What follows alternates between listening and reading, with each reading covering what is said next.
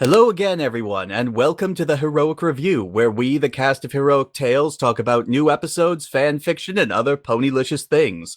My name is Goombasa, and I will be your moderator for today. And joining me in today's discussion will be BrainedbySaucepans. Hello, gentlefolk.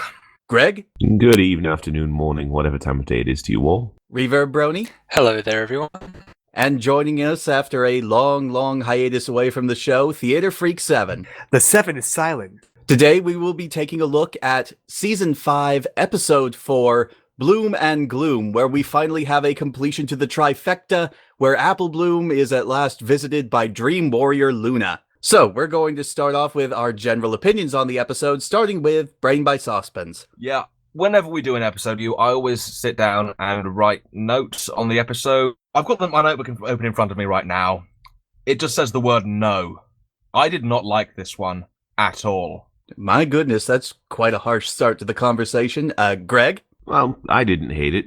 I didn't love it, but I didn't hate it. Just neutral. Reverb? I absolutely despise this episode. It was so incredibly heavy-handed and childish and just so incredibly obvious right from the start. It says exactly what's going to happen, and then the exact same thing happens 3 times in slightly different ways, and it was just... after 10 minutes in, I felt like I'd been watching it for 3 hours. Theater? Well, if you don't take it too seriously, it makes an okay and kind of even fun filler, but really, you expect Bronies not to take this too seriously? An excellent point. I will say for my part that I thought it was an alright episode. I do consider it the weakest of the 3 Crusader episodes that we've had where they're visited by Princess Luna, but I didn't hate the episode. I just didn't have any strong feelings about it either. So with our general impressions out of the way, let's move on to just general discussions. Does anybody have a topic that they'd like to start off with? I actually have a topic I'd like to start off with. Fact that they gave Babs a cutie mark.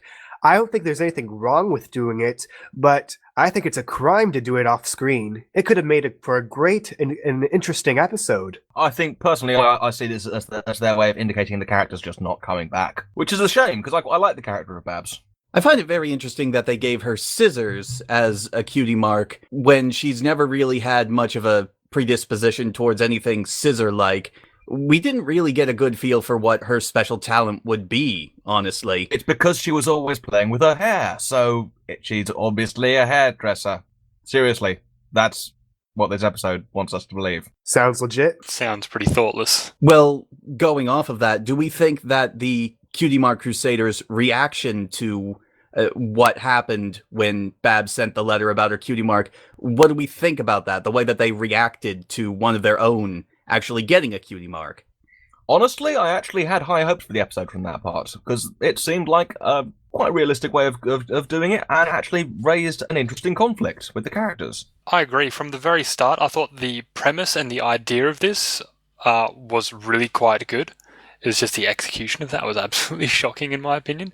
But the idea of them being worried about losing their friendship and all that sort of stuff, I really quite liked as well. I pretty much am going to say the same exact things. It raises up a good point as to what happens to the Cutie Mark Crusaders after they have already crusaded their cutie marks out. It's a good way to set up the show, but then we actually get to the show. I'm just going to say that I do appreciate that they're finally thinking... The Crusaders are finally thinking about the possible negatives. Because all this time they've been saying, it's going to be great when we get our cutie marks, but what's going to happen after that? They didn't give much thought. So I appreciate that at least. Yes, it only took them till Season 5 to do something that the fandom has been doing since Season 1, honestly.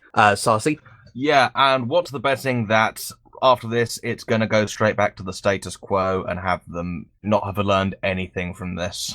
I'd put $5 on that. During the initial lead up to this episode, there were a few preview clips that were released specifically of the scene where Applejack is tucking Apple Bloom in. And one of the frequent comments that I saw was that people were worried that Apple Bloom was showing signs of regressing back to Season 1 Apple Bloom. Do we think that this is a fair criticism? Yeah, I'd say that sounds... There has been some sort of development, and this episode tries to sort of showcase that development. You spent the entire episode in the sort of Season 1 mindset, and then at the end, it's all of a sudden, lesson is just stated rather than shown. And actually, since you mentioned that, Goombasa, it just reminded me of the episode, was it Call of the Cutie, where she kept getting hundreds of different cutie marks and then Zecora came and saved her. I reckon that was a far better episode than this one. Cutie Pox, that was the name. The Cutie Pox one. Except, yeah, it was a very similar concept about Gloom suddenly being crazy worried about her cutie mark and then going through various different wacky situations throughout the whole episode. Just handled in a much lesser way. I think they actually did a much better job with that one too, because they actually made it happen in their reality. But this episode, they decided to go with just a dream route. In the most predictable and irritating manner possible. And then repeated the entire thing like 3 times. The entire episode was basically a dream sequence. I did not find that fun. Mainly because, from what she said to Applejack right at the beginning in the tucking in scene, you knew exactly, note for note, how the episode was going to go. Every single second. Apple Bloom really summed it up quite well the third time when she woke up and just screamed out, "This is getting really annoying." It's like, yeah, it really is.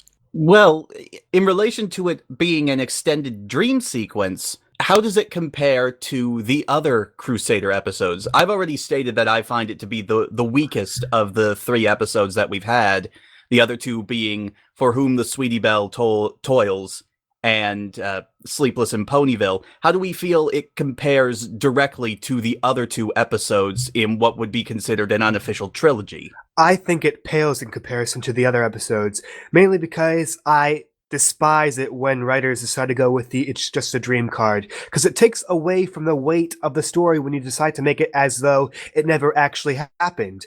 I mean, they try to elevate the level of craziness and conflict Apple Bloom faces in each dream she goes through, and it gets real. And I'll say it does get really crazy with dolphins and Big Mac talking through everyone else, and that's going to take a while to get out of my head now.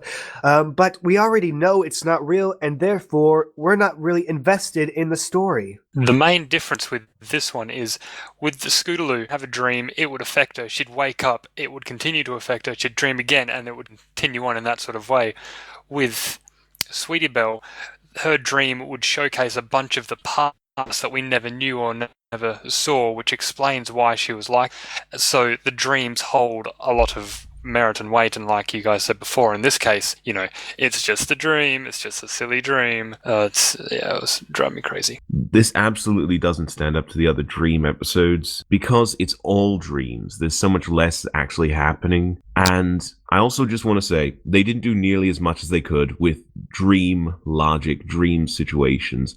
There's so many opportunities to do really interesting stuff, and they didn't take hardly any of them. And the points where they were, what was the point of that? I mean, I appreciate a good mind screw as much as anyone, but if you're just doing it for its own sake, and it has no real bearing on the rest of the story, I was just sitting there thinking, I can see what you're doing, episode, but you're going to have to try a lot harder than that. Or rather, you're trying too hard, if that makes sense at all, but... It was just handled in too much of a childish way. It was padded out far, far too much, though you're holding your hand through the entire story and just blatantly stating everything in a really mindless sort of way. I wouldn't say a childish way, I'd say a patronizing way. Exactly, yes, a patronizing way. I mean, really, you think this show is made for 5-year-old girls or something, right? I know, right? They should write, it should be brilliantly written every single time. God damn, I came into this not minding the episode, but y'all are making me hate it. It's what we do. Let's not get into how brilliantly it should be written, because apparently there's a big feud on Twitter with Big Jim Miller going off on bronies about that right now. Yeah, I'm going to stay out of that because I can see his point, but there's a difference between bronies expecting brilliance and things and unrealistic things out of a children's show, and this sort of thing, which it did exactly what we don't expect from MLP. It just filled time. It didn't do anything. And unlike last week, where the filler was actually semi-enjoyable, this time it really, really felt like filler. Well, if you want filler that's not going to have any impact on the plot, not advance the story or the timeline in any way, make it a dream sequence, or a series of nested dream sequences. I just want to bring something up. Filler, because you remember in the episode of the season they introduced that whole magic cutie mark map, because I thought that was like a great exciting way to lead into more adventurous episodes and explore new lands. Like we actually got to travel somewhere other than Ponyville for once, and that really set my hopes up. And in this episode, filler set in Ponyville, kind of a letdown. Well, it's only the fourth episode of the season, so I'm willing to give them a bit more leeway on that. I can forgive that self because, yeah, I think the My Little Ponies always had a balance of significant adventure episodes have been much in the minority compared to the sort of slice of life stories which the show is most known for. And I don't think changing that balance radically would have had a positive effect. Personally, the slice of life episodes have actually always been my favourite. I just don't think this is a particularly good one. Well, it depends, We've had a lot of really good slice of life out of them. I am going to go so far as to say that I like this more than Josh Haber's previous writing episodes. Wow, more than Castlemania. Looking at Simple Ways when I say more than Simple Ways. Which one was Simple Ways again? That's the one where Applejack and Rarity switched personalities. Ah, well, I'd still prefer. I still think I preferred that one. It wasn't one of my favourites by any stretch, except I still thought it was better. I like parts of it more, but I like parts of it less, and the parts I like more, sort of, I don't know. For more information on this episode, please check out the Heroic Review's review of Simple Ways, now available on Obob Scribbler's channel. To offer up a positive counterpoint to all the negativity in this chat... Oh, I can't wait to hear this. What did we think? It's a small thing, but give this to me, alright? What do we think of Applejack's lullaby? Because I'm noticing that this particular season is being much more musical than the last season, where we had to wait about 5 episodes before we got our first song of the season.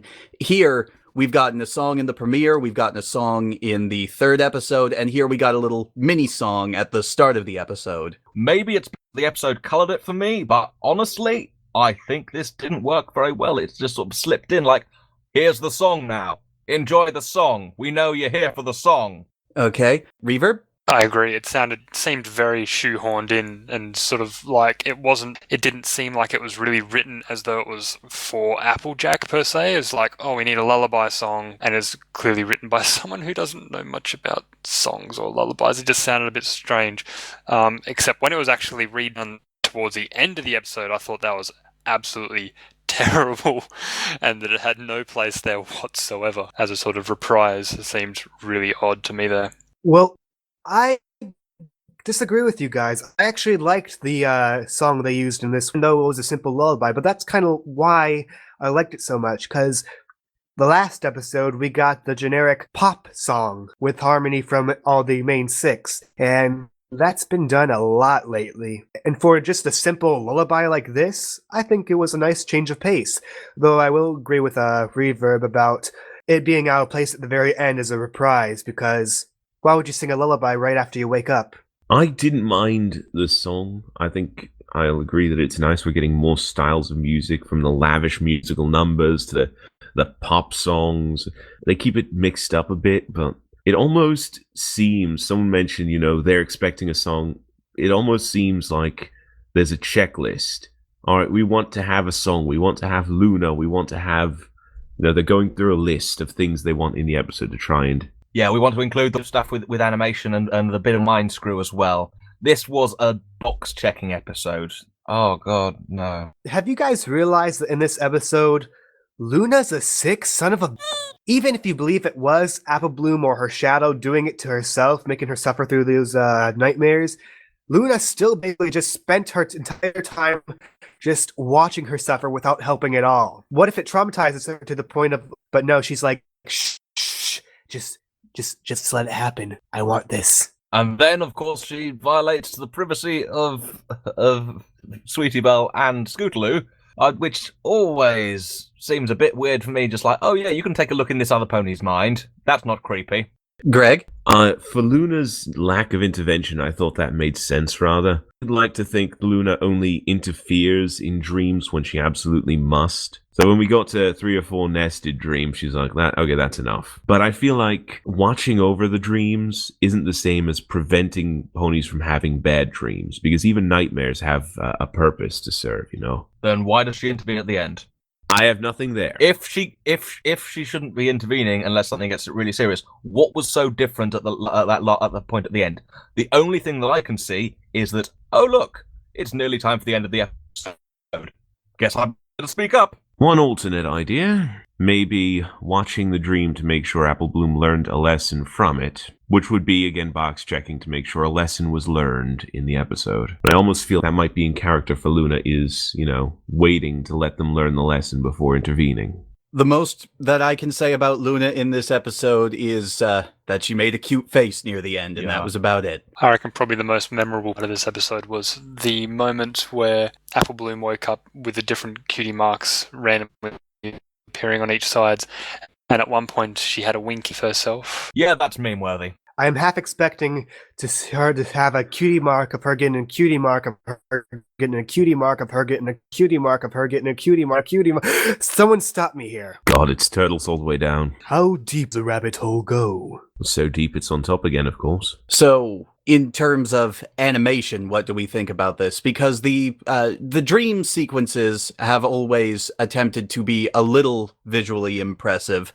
What do we think about the visuals overall in this episode, since we're talking about that now? I will say, as for par for most MLP episodes, animation was great. And I guess from an animator's perspective, I see that this whole situation, a dream sequence or multiple dream sequences would be a boon. Does that mean good thing? I don't know. But a boon for It does. Animators. They have more creativity to work with what happens and goes on. They're not bound by the rules of reality. Once again, though, it's just, okay, we've got to give something interesting for the animators to do in this episode. They can prove that they're worth it, because DHX do a bloody good job.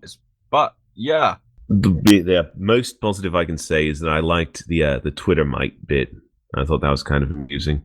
I like the idea of the critters, if nothing else. Since we're talking about the dream sequence, that's not really related to animation, but it's an interesting little critter they came up with, so we can always use more critters in this universe. As we were talking about before in our little chat as we were watching the episode, I reckon, mentioning the Twitter mites, I reckon the episode would have been so much better if it was a bit of a case of Apple Bloom versing this dream creature type, Freddy Krueger type mystical character who was invading her dreams and sort of trying to fight her and do something with a cutie mark in that sort of regard, rather than, just going through all these motions and all the sort of stuff we said at the start. I reckon that would have been a better episode. I spent so much of this episode looking for things that could happen to make it better, and one of the things I thought, if they're doing this, then I actually might start to like it again. It would be the return of suddenly Starlight Glimmer's back,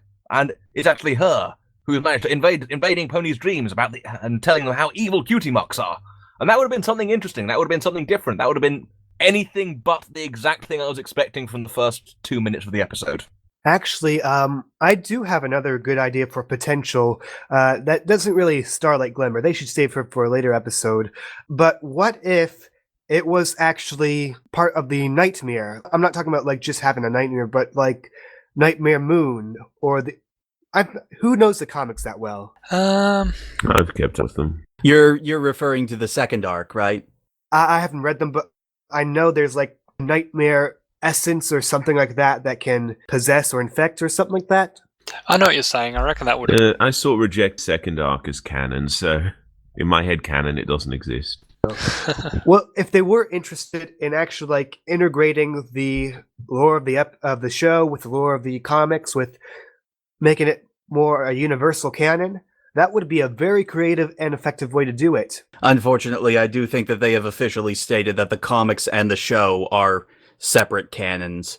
So I don't think that we're going to see a lot of heavy integration between the two of them. I don't think we should see heavy integration between the two of them. The show should be able to stand on its own, and introducing stuff from the expanded universe, as it were, isn't really going to help things in my view. Let's be honest, the comics vary in quality more than the episodes do. I think it's safe to say that we've run out of things to say about the actual episode now that we're meandering off into comics land. I disagree. Pancakes. I've got one more thing to say. I think just one way to make this episode a little less tiresome would have been to integrate all of the fears that Apple Bloom faced into one dream sequence. Does that make any sense? Yeah, she wakes up with a mark she doesn't like. She's ostracized because it's not an Apple mark. And her friends don't want to be friends anymore because she has a cutie mark and they don't. You can do all that at once. And not foreshadow it in the first 10 seconds of the episode. And that. I like it. Yep, I think it's time to move on to our final opinions about the episode. Let's start in reverse order this time. Theater?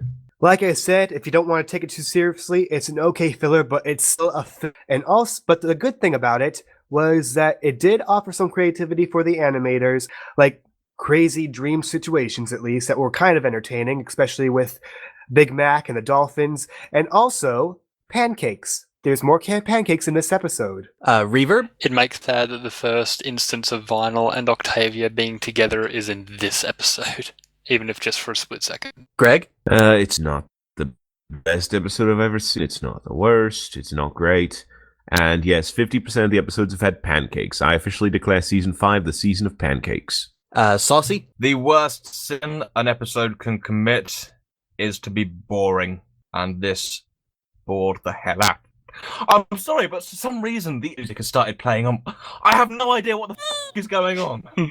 All the boredom. It's Luna. She's getting back for you for seeing her episode. When I started speaking there, the X-Files music started playing in the background. That is and creepy. it's playing in my headphones, and it's This like, is what the fuck is going on? way too deep, guys. I was trying to, We've gone too deep. We need to get out of the dreams. and it stops with no explanation at all. I'm gonna say that again. Oh, that completely killed everything. Oh, right. In my view, the worst sin a piece of entertainment can commit is to be boring. And I was just so bored, I found it dull because I knew exactly what was going to happen. And yeah, that makes this episode my least favourite of the show. Full stop. I have not been as bored watching My Little Pony since the start of the first season. Okay, and Goombasa? Thank you, Goombasa. You're welcome, Goombasa. I will say that it was an okay episode. I didn't outright hate it, but it left absolutely no real impact on me. And in comparison to the other Dream episodes with the other Crusaders, it was definitely the weak link in an otherwise very good chain. Well, there you have it. Thank you all for tuning in to this episode of the Heroic Review. We really appreciate your viewership, and we look forward to seeing you again next week for another episode. So let's all say goodbye, guys. Goodbye, guys. Be well. Thanks for listening. Bye, everybody. I am Pancake. I love you.